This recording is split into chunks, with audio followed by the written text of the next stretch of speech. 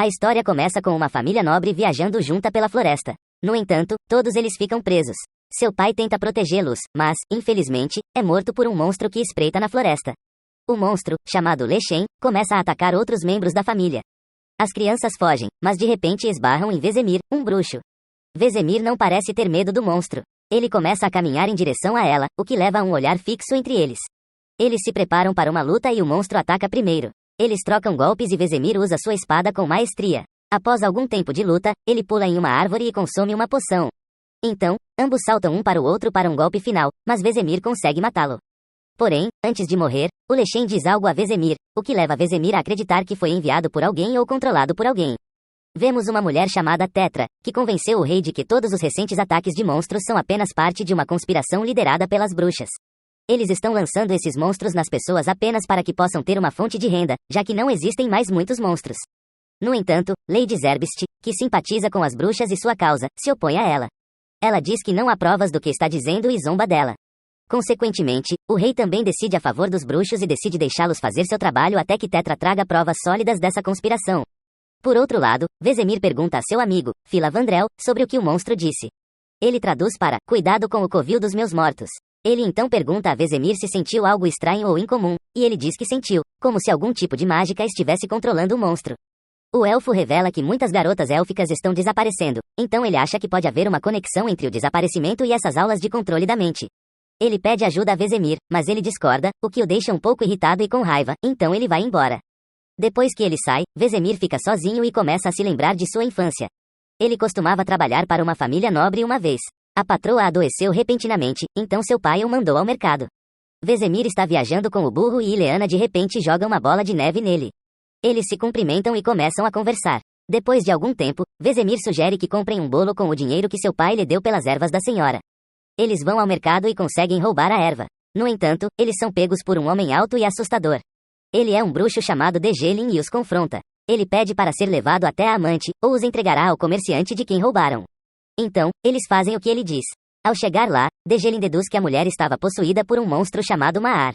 Ele pede a todos que saiam da sala. No entanto, Dejelin também sugere que o menino fique lá. Quando a sala está vazia, ele joga uma sacola em Vesemir, incumbindo-o de pegar o monstro. Dejelin começa a exercitar o monstro, o que deixa Vesemir assustado. Enquanto o monstro sai do corpo da senhora, ele ataca Vesemir e tenta fugir. No entanto, Vesemir corre atrás do monstro, que de repente se transforma em Ileana e tenta pular pela janela. Depois de escapar de Vesemir, assim que chega à janela, Dejelin atira uma faca nele, que perfura seu corpo e acaba matando-o. Antes de partir, ele dá uma parte de seu pagamento ao jovem Vesemir. A quantidade de dinheiro ganha pelo bruxo o surpreende. Impressionado com toda a riqueza, Vesemir pede ao bruxo que o leve consigo. Dejelin finalmente o oferece para ir com ele, e Vesemir, aceitando a oferta, vai para Queremorran. Depois de anos de treinamento brutal e experimentos de alteração corporal, Vesemir se torna um bruxo de sucesso, notório por sua lâmina e também por sua arrogância. No presente, Vesemir visita o castelo de Queremorran. Ele conhece um de seus amigos chamado Luca. Em seguida, Vesemir lê a carta, que diz que as bruxas são destinadas apenas à violência e são todas desonestas. Vesemir conhece Deglan, que agora está velho e aparentemente perdeu um dos olhos. Ele pergunta a Vesemir sobre a lição que pensou, e Vesemir conta alguns detalhes. Então, Vesemir relutantemente supervisiona o treinamento de um jovem Geralt, Cohen, Lambert e Ezequiel. As crianças estão muito zangadas porque o treinamento delas é muito difícil. Uma das crianças reclama, Vesemir começa a atacá-los e diz que não há pausas no mundo real. Se eles querem uma chance de sobreviver neste mundo, devem treinar adequadamente. E se não, então este não é o lugar certo para eles. No passado, vemos Luca como uma criança. Ele diz as mesmas palavras que Vesemir disse, indicando que é um discurso comum que os treinadores usam. Depois disso, eles vão dormir. Quando eles acordam, eles se encontram em um pântano. À medida que mais deles acordam, eles percebem que estão sendo perseguidos por monstros. Algumas das crianças são mortas por esses monstros. Alguns desses monstros começam a perseguir Vesemir. Ele decide fugir, no entanto, ele cai de um penhasco e acorda em uma cama. Ao acordar, ele conhece Rei Drake, um mago que cria bruxas. Logo, Deglan entra e informa a Vesemir que há uma carta para ele. Foi enviado por sua amiga, Ileana. A carta informa a Vesemir que a aldeia foi tomada por outra família e seu pai foi morto durante todo o processo. Em seguida, vemos uma montagem de como esses meninos são treinados para serem bruxos. Eles devem enfrentar um treinamento duro. Nem todos sobrevivem a esse treinamento, mas Vesemir consegue ter sucesso e se torna um dos bruxos mais talentosos. De volta ao presente, Vesemir e Luca estão tomando um drink no bar. De repente, um cavaleiro se aproxima deles e começa a criticá-los. Ele diz que as bruxas são completamente inúteis agora. Tudo o que eles fazem é assustar e sobrecarregar as pessoas. O comportamento do cavaleiro leva Luca a se levantar e zombar dele. Todos eles lutam, e os resultados não favorecem esses cavaleiros, pois Luca e Vesemir conseguem matá-los. Vesemir e Luca estão presos por causa disso.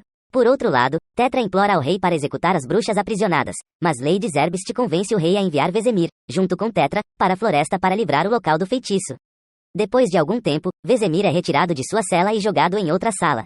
Ele conhece Lady Zerbst, que é uma Ileana mais velha. Ela conta a ele que se casou com Lord Zerbst, cuja família assumiu a cidade. No entanto, ele faleceu desde então. Ela tenta convencê-lo a uma missão. Ela quer que ele vá para a floresta e cuide dos monstros que estão incomodando as pessoas. Ela acrescenta que Vesemir será acompanhado por outro aliado. Este aliado não é outro senão Detroit. Enquanto caminham pela floresta, eles percebem que estão cercados por uma ilusão que esconde a realidade da floresta. Detroit usa sua magia para descartar a ilusão e se encontra à beira de um penhasco. Aventurando-se na floresta, Vesemir e Tetra encontram uma fêmea humanoide híbrida chamada Kitsu, que envia um basilisco atrás dos dois. Vesemir mata o monstro com sucesso. Kitsu sofre no corpo deste basilisco morto. De repente, a neve começa a cair e Kitsu encontra a oportunidade perfeita para fugir. Como eles estão distraídos, ela se transforma em uma raposa e foge. Vesemir tenta pegá-la jogando uma faca nela, mas é tarde demais para pegar Kitsu, que foge para a floresta. No entanto, quando Kitsu escapa, é revelado a eles que até mesmo todo o deslizamento de neve foi uma ilusão. Depois, a dupla se depara com uma velha e abandonada escola élfica, onde encontram os corpos de várias elfas. Eles também avistam Philo Vandrel amarrado lá dentro. Eles o libertam e ele explica que o monstro é uma garota élfica mutante. Ela também está por trás dos sequestros de garotas elfas desaparecidas. Ela tentou transformá-los também. Além disso, depois de investigar, eles também descobrem que essas meninas sofrem mutações da mesma forma que as bruxas. Somente as bruxas de Cair Murhed sabem como usar essa técnica. A elfa fica com raiva e coloca toda a culpa em Vesemir. Em meio à discussão, uma garota élfica mutante aparece que ainda está viva. Detroit aponta seu arco para ela e atira uma flecha ao vê-la. No entanto, a Terra detém a flecha e decide levar a garota aos seus cuidados. Depois de deixar o esconderijo, Detroit usa seu feitiço para destruir o lugar, enquanto Vesemir cavalga em direção a Germohan para confrontar seu mentor e mestre bruxo, Deglan. Ele também passa no castelo de Ileana para contar tudo a ela. Por outro lado, Tetra encontra Kitsu e a confronta. Ela coloca toda a culpa nas bruxas e a atrai para o seu lado. Também é revelado que Tetra conseguiu convencer o rei de que as bruxas estão criando monstros para seu ganho pessoal, o que leva à decapitação de Luca. Vesemir chega a Keremohan e destrói a porta de seu laboratório. Aqui ele encontra vários tonéis do mesmo produto químico que encontraram no esconderijo do monstro. Ao inspecionar mais, um monstro pula nele e ele o mata. Ele percebe que os mitos eram verdadeiros e que as bruxas estavam, na verdade, criando monstros para seu ganho pessoal. De repente, Deglan entra e admite ter criado os monstros, pois segundo ele, o trabalho das bruxas estava diminuindo aos poucos por falta de monstros.